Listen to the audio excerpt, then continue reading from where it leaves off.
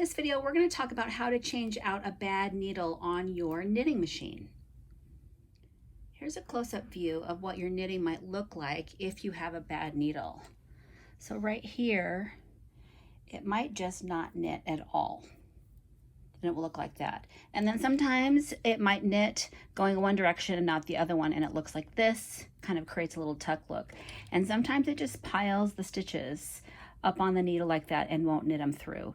Those are some clear signs that you have a needle that needs to be changed out.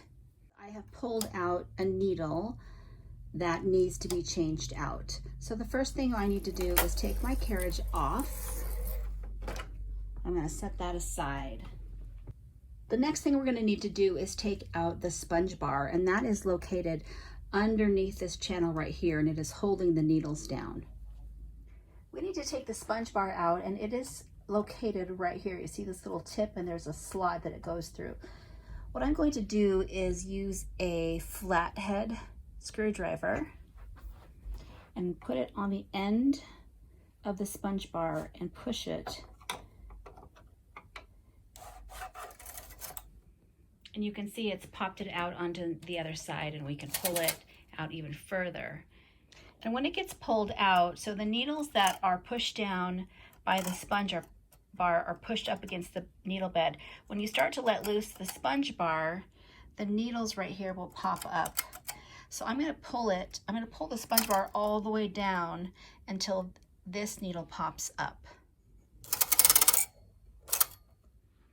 And now that all of these needles are free, I'll be able to get this one out. To get this needle out, the first thing we want to do is make sure that the latch is closed. This is open and this is closed.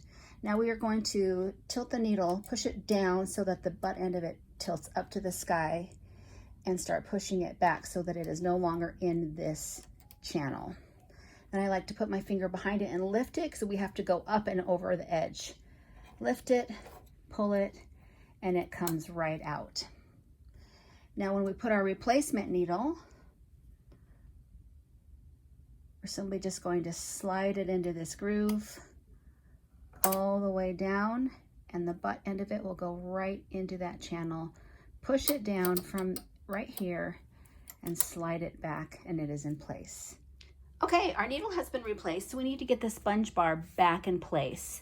To do that, I like to use the flat edge pusher tool.